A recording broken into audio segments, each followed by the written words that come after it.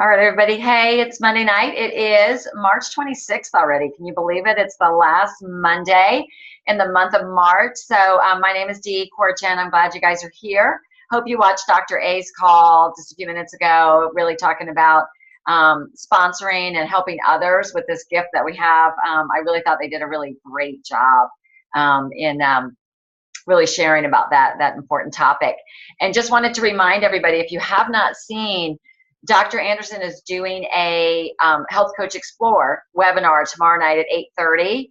So, and there's gonna be several different stories on it. So great opportunity to invite people. I love using these kind of events to invite people to. Number one, it gives us a reason to follow up with somebody. It's like, hey, thought you might want to see this. So it gives a reason to follow up. But I think there's power in using these tools and making it bigger than ourselves and letting people see it bigger than just you. So I really encourage you to take advantage of that. As Jared Smithson said on the call, what makes human connection and what makes connection in invitations is human to human conversation. So he said verbal to verbal. So if you are inviting somebody, please take the time to verbally let them know why you're inviting them, why you think it'd be important to them, because I think it'll make a really big difference in the outcome and your attendance rate. So thanks for that. And I wanted to take the time tonight to spend some time on the topic of transition. And this is a topic, raise your hand. Were you like a little scared when you did the program and went through transition? Yes. It is something that I think is probably one of the biggest fears, not only for our clients, but even maybe for us as individuals and coaches. And so I thought we'd just spend some time. This week, we're going to talk about the subject of transition. So that means taking one of your clients from the 5 and 1 into the transition period, with the next stage being optimization. We used to call optimization maintenance, but it's called optimization now. So we'll want to try to get a hold of that language, because we're never really static in our health, right? We're always moving forward. So if we're not in weight loss, it doesn't mean that we just stop doing everything that we're doing. So a little pop quiz. How many steps are there in Optavia when it comes to creating health? Debbie's got it. Ding, ding. 6 steps, right? 6 steps. So the first step is an individual deciding that they don't want to be where they are anymore, that they're ready to make change, they're ready to move forward. That's when we link arms with them. And then we lead them to the 5 and 1 in most cases, sometimes, 4 and 2, but whatever, 5 and 1. We lead them to that. And so then transition is what? It's step 3, right? So it's just part of the process. And then next week, Julie Apple is going to spend time on the actual optimization maintenance part of the equation, so that we can better understand what that looks like. And we really wanted to just break it up and give time to the 2. So there is a lot of structure and a lot of guidance and a lot of material and information available to us. I think our challenges that we face, maybe within ourselves and with our clients, is that often, like with clients, they think they've arrived. Like when they reach their goal, it's like, oh, I'm done, right? So, but we realize that we're helping people transform their lives, helping them change the way they think, change the way they do things, so that their eating is going to look completely different when they get to, all of us, I know mine certainly does, than when we started this journey. So that's going to take effort, it's going to take intention, and it's going to take some work on our client's part. And that, I think, was when we talk about where there could be a struggle or a challenge with our client, is when they enter this stage ill-prepared. And so we talk all the time about integrating our clients.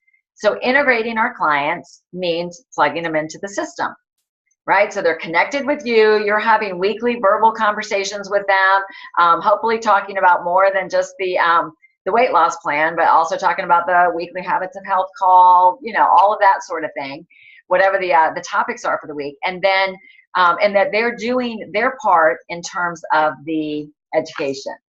Right, Dr. Anderson? Because what's the hardest thing is if somebody has done nothing but the 5 and 1 program, and then they're ready for transition, well, yeah, that's a big old scary thing, because there's been no preparation. We've had no foundation right? We've just had this temporary thing we've been doing. So nod your head if that sounds familiar, maybe with some or all of your clients. Yeah. So before I go too deep into it, I thought maybe I would just have a little conversation with Zena Friedman. Zena is an executive director on our team and really did a bang up job on the program, really just becoming crystal clear on her goals, getting totally engaged on the Facebook page and with the connection in the community, and really embraced the entire transition program as designed and then maintenance. So Zena, I'm going to unmute you. And can you just kind of share with us a little bit about your weight loss journey, and then what were your feelings and emotions as you were heading into transition?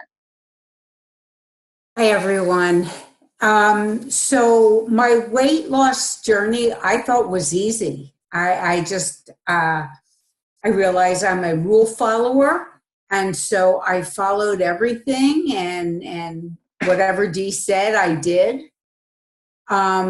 So the one thing that when I was thinking about reaching a goal, what I feared was that anytime I had been on a diet, within the hour, and I reached my goal within the hour, I started going back up. And so that's what I knew I didn't want to do. And I really wanted to focus on how this program really works with transitioning and maintenance and everything.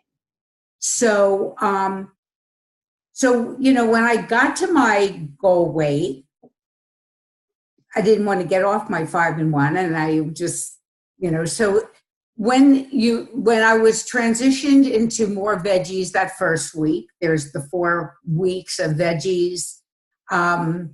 So I truly, as I look back now, I stayed at my 5 and 1 plan and introduced more veggies. The second week, I was on 5 and 1 and introduced the veggies and the fruit, and then the veggies, the fruit, and the dairy, and then my 4th week, I was still 5 and 1, and then my veggies, my fruit, my dairy, and now my grain. So as I think if I'm not mistaken, that was a little off, because I think you don't do the whole 5 to 1. And then, so I did it, and it was great. And I really enjoyed that. And then the hardest thing for me was to ever give up my 5 and 1. And Dee said, you can't be into 5 and 1 jail forever. And yes, I could. I love that. So then after that, it shocks me now that from August 16th till today, I'm my same 135, which is shocking and so exciting because it's never happened in my life. And now I know, this is so totally different. For me, it was easier to be on 5 and 1 plan than to be on maintenance. And, I really watch, and I really, I have to watch everything, and I do, because I'm on maintenance, so I can have this and I can have that, and, but I've got to see that really so many things that I don't want anymore, because now I know this is not something that I want in my body, so I'm just completely eating healthier. And because of it, I truly do follow my 5 and 1 and add my maintenance portions. So I do that. And that can be okay based on what your caloric intake is, what your needs are for your caloric intake. But we do want to get a variety of fresh foods, and you want to get past that fear of food. That could be such a big thing. So thank you, Zena, for sharing. Did you have anything else to add? No, because I do add that, and that's how I maintain and I play with my, staying the same weight. So I'm not having anything, but no. And the only one thing I wanted to add is it's funny how my clients, who I don't have a client who's at transition yet, but it's funny how many want to know what is it like and how do you do it. And, you know, it's just when you get there, let's just stay here. And when you get there, we're going to work that out. That's all I have. Awesome. Great job. Great share. So that's a real good example that, I mean, our clients are concerned about this, right? They do want to be successful. And so we're going to go through some of the tools that we have to guide them through that. And I wanted to just point out though, that a couple of things that may happen along the way is that, kind of what Zena said, this whole, when I call it 5-in-1 prison or 5-in-1 jail, the one thing we do want to avoid is our clients getting into a situation where they're, or even ourselves, where we are, you know, like we're on 5-in-1 or we're 5-in-1 plus cookies and a glass of wine and a piece of pizza, you know, like that's not really the way to go. And that's really, really slippery slope to be on.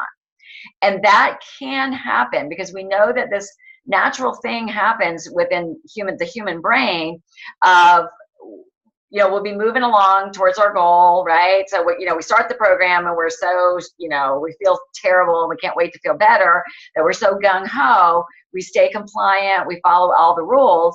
And then when we start feeling better, the pants are looser, everybody's complimenting us. And, this is what happens to our clients is that then we start to add in on the 5-in-1. And we need to watch our clients, because what you'll hear them say when you do the check-in is, well, I really wasn't, fully on plan, but I'm not gaining. And that becomes the new good thing. Like, I'm not gaining. But watch them there, because I would say about 2 or 3 weeks there, to me, that becomes decision-making point. Like, I would let them know that they are in slippery water. They are treading water. And what happens if we tread water too long? We get tired and we go down, right? So it's time, because what makes it very complicated and very difficult is trying to transition somebody when they have incorporated all this other junky stuff back into their lives, and then trying to do this clean transition and saying, well, now you can have a starchy vegetable, like it doesn't make sense. So the better thing to do is to help them when they get to that point to say, it's okay. Like, it's okay, but let's just make a decision, and let's let them know, like, I've been coaching for a while. Here's what's going to happen. What do you want? What do you want to happen? Most of them don't want to, they don't want to stop, but yet, we've got to work with them to stay with it, because I have seen some people gain 10 pounds trying to lose their last 5, and we would have been better off transitioning at the last 5.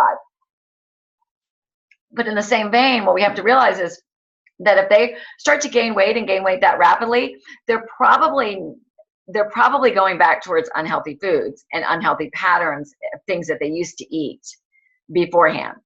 So some of the tools that I like to offer for clients, I made a document, and I'll put this in our group, but let me just show it to you, because I'm hoping I can toggle. Let me see.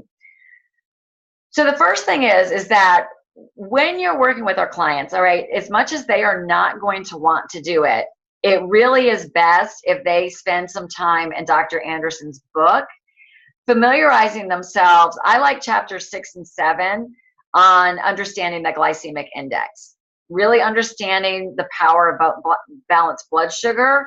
So it makes conversations easy when we start talking about how we want to mimic after transition. We want to mimic this with our grocery store foods and balancing blood sugar. So 6 and 7 are really great just for information and understanding. And then chapters 8 and 9 are really great in terms of helping them understand how to choose wisely. So for example, like when you look at fruits, each one of those has a different glycemic load. Berries are going to have a lot less, raspberries are going to have a lot less impact on our blood sugar than if we eat a banana, right? So even if we eat a banana that's full of vitamins and minerals and rich in nutrients, if it jacks our blood sugar, it's going to have the same effect as a candy bar in our body. So, we want to start to educate our clients so that they know when they get to transition, it's time to eat fruit, which ones are better. If they're trying to transition and learn at the same time, it's a lot. So we always want to be doing our best to point our clients towards using these resources. The next thing is, and I'm going to probably have to stop this and then Well, let me see here if I can. You guys still see my screen? Yes? Okay. So the next thing is, let me see. All right, can you see this? Transition. You see this document? Zena, can you nod? Do you see a document on my screen? Transition? Yeah. So this comes from Optavia Connect.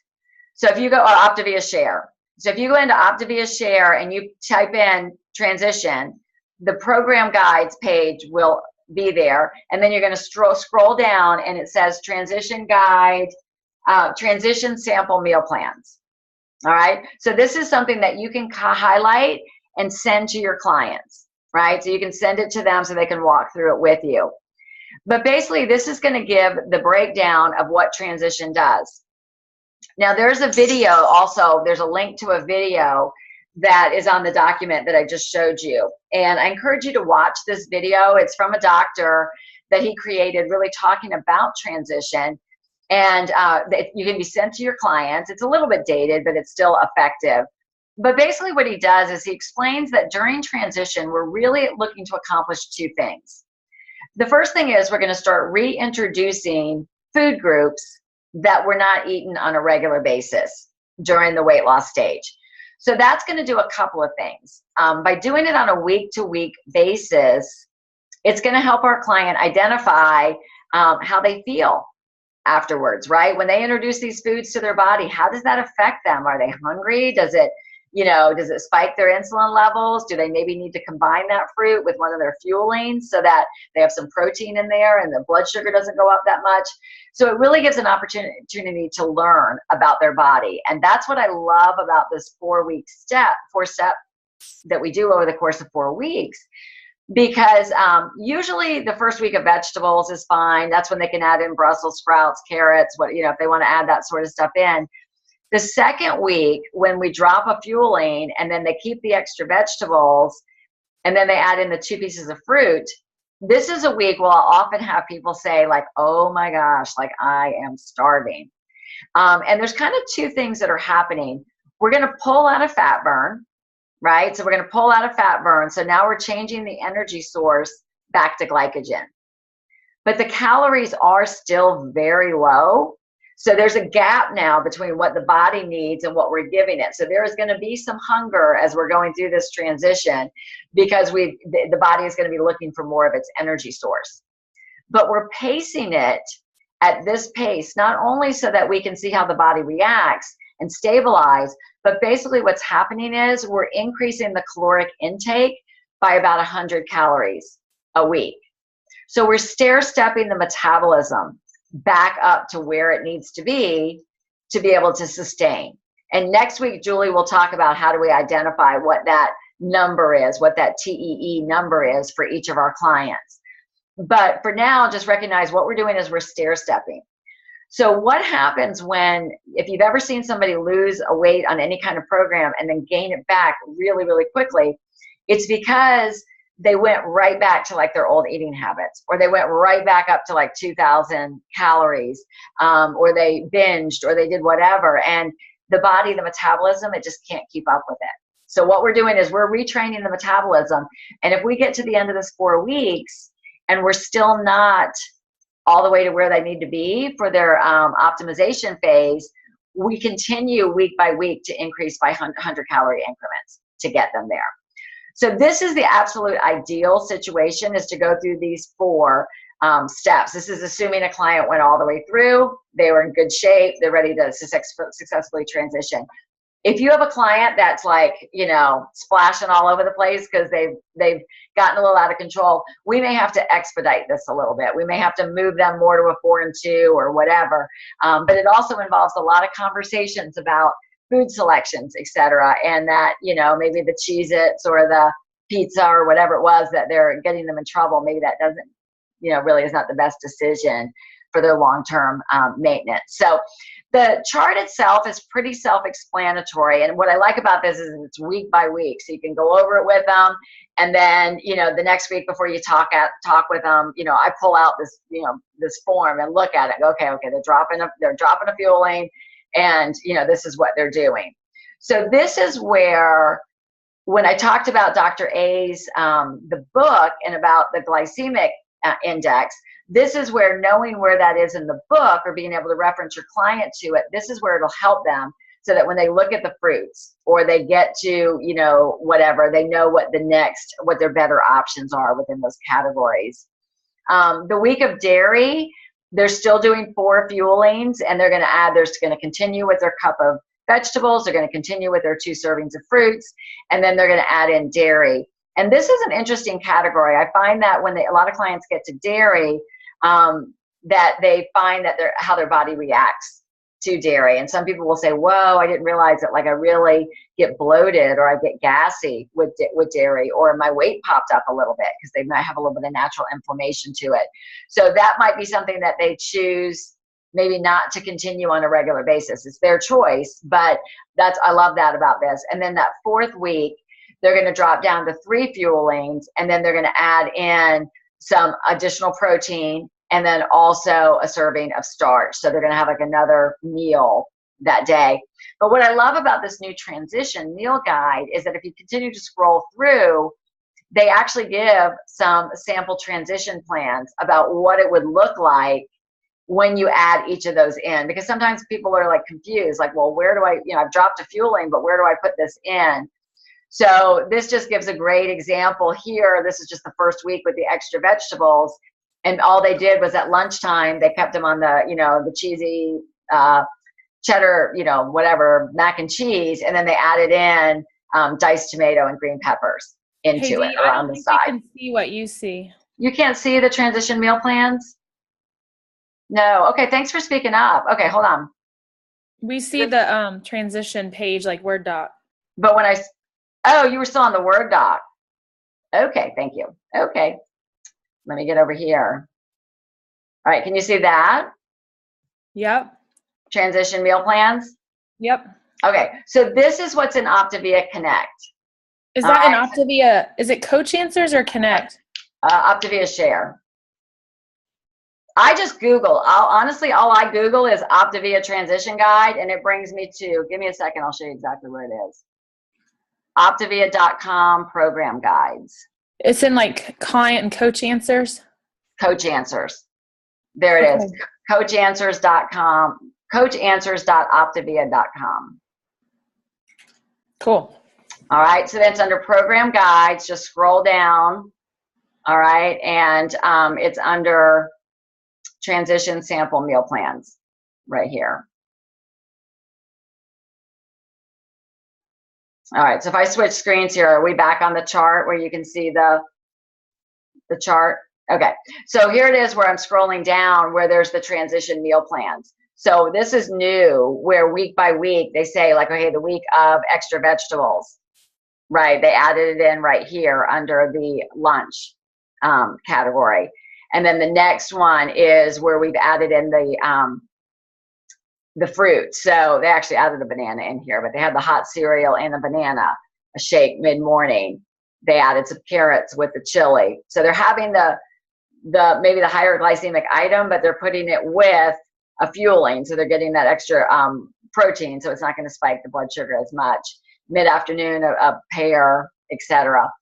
So it goes down, and then it's got an example of the week 3 meal plan of what it would look like in terms of like lunch being some salmon and broccoli, and then dinner, and then the extra things added in. Julie will spend more time on this next week in terms of what this can look like. But what we have found, all right, within the chapters in the book, all right, if you go through chapters 6 through 12, a client has everything they need to be able to do optimization, the maintenance stage, with all grocery store foods. All the information is there. Chapter 12 is sample meal plans. The biggest challenge that the company found over the years is that the same patterns and the same habits that got our clients in trouble, that led to the point that they needed to find a program, was busy schedules, right? And busy schedules and lack of structure, right? So, and the need for convenience. So what would happen is that people would drift back to their old habits, and they'd stop eating 6 balanced meals a day because they didn't have time or desire to food prep. So that's why we designed the 3 and 3 plan, because it provides that structure, because we eat 6 times a day, no matter what. And then those are just very nutrient dense, low calorie, high nutrient items that are grab and go that our clients can choose. It doesn't have to be 3 and 3. It can be 4 things on their own and 2 fuelings. It can be 5 things on their own and 1 fueling, but it just always adds up to 6. And so if there's ever any question from your clients, or do I have to be on this the rest of my life? That is not the intention. Our intention is for our clients to sustain their weight for the long term. That's exactly why Dr. Anderson developed this program. Medifast and Optavia, what we use for our weight loss program, it's been around for almost 40-something years. But what was missing was all the other components that we have with it. And Dr. Anderson brought those in because the intention is for this long-term success. So they can do it on their own. And I always tell my clients, it's absolutely an option, but structure and doing what always worked is probably going to be something that you'll highly want to consider doing. And actually, I find most of my clients, and my clients that are successful, do one of 2 things. They're either still ordering fuelings and referring me people, or they're still ordering fuelings and they become a coach. And that's the one thing we can't ever forget. We've got, I have 2 people right now I'm talking to because they're at the transition stage. They're scared to death. And we're talking about why coaching would be a good idea, because it's going to keep them tethered and integrated into the system. And they're going to continue to learn and grow while they're, helping other people. So I wanted to show you a couple of other quick things. Let me go back to that initial document that I had. So I will post this. So this is where you find, so it was Julie, Optavia Connect, the program guide section, sample meal plans. There's a link here you can click to get right to it. And then there's also this transition video with a link to it. So I encourage you guys, after this call or tomorrow, it's 13 minutes, I think. So take a look and read it. I think it'll help you feel more confident in understanding all of this. But this is something that you can share with your clients. And it's from a physician, so it's very credible. It's very logical. It makes a lot of sense. The other thing I wanted to show you, because this is a great resource to send your clients to, is Dr. Anderson has a website. And on this website, there are resources available to us. And there are some downloadable shopping lists. So our clients can download those glycemic index charts, like the fruits and the vegetables and all that, with the, which ones are the better categories. They can download them. I actually encourage my clients to download them, and then they can laminate them, stick them in their purse or whatever, and then they'll have them. So when they're at the grocery store or whatever, so that could be a really, really great resource for them. So just to kind of sum it up, I think that as we're preparing our clients for transition, the number one thing is to always remember as our coach that we want to be integrating our clients into everything, including the education and the community from the get-go, and talking about things like this and why they want to. If I refer a client to the book and then they don't read it, one of the questions I'll ask them is it going to be important to you to keep the weight off once you reach your goal? So we know the natural outcome, and the answer is that's going to be yes. And so then I go back to, well, this is why I'm going to suggest, so that when you get to that point, you're more prepared with it. Our clients are more likely to follow our lead if they understand why. What's in it for me, right? With them, whatever that phrase is. What's in it for me? They're more likely to do it. So questions around that. We're going to spend more time next week. Go ahead, Courtney. So on one of the sample meal plans, it had mentioned doing just a pear for an afternoon snack. To me, that doesn't sound like a good low glycemic choice by itself. So what's the thought behind that? Yeah. So, I think that it could be done. It definitely could be done. What we find, from experience, is that people generally do better if they have some protein, with it. So I just guide my clients that way. I say, you know what, take a little protein from your lunch or from your dinner, or a cheese stick or something. Or take your dairy category and have the pear with with some protein or a hard boiled egg. So would you go like half pear and then a cheese stick? Like, because would you want to just double the snack? Because that feels like you're going to be pushing on the calorie side if you're a smaller person. Right. And we'll talk about the calories next week and filling that in. Yes, it may be that. And again, we got to remember, in the, there's a difference like with apples and pears, right? If you buy a 3-pound bag of apples or pears, like there's tiny, right? It's the little apples like we used to eat in school, right? And the little pears. But when you buy them individual, somehow they'll feed a family of 4, right? So we want to be letting people know it's those small pieces of the fruit. It's the ones that like fit in the, the little palm of your hand, that's what we're talking about with the fruit, fruit size. If it's a banana, it would be like a small banana, not the big one, or we'd want to probably cut that in half. And like you said, have it with a fueling or with, because you could certainly add some berries to your shake or something like that, a vanilla shake. Sure. Okay, thanks. Other questions? So really rely, if you're having your clients, rely on your business coach. We can always bring in nutrition support. But, I always just, with my clients, really just try to reassure them that if they have trusted the process, if they have trusted the 5-in-1 and seen that it works, to trust the process of the structured transition plan. They'll want to rush it. They'll want to go, I got it. I'm good. I know how to keep it off, the famous last words. But if we can just keep encouraging them and guiding them on the way, we'll be in great shape. So come back next week, Julie, with the talking about the optimization stage of it. So thanks so much, you guys. I hope you have a lot of people on tomorrow night's call with Dr. A. And thanks for being here and doing your best to serve other people. Thanks.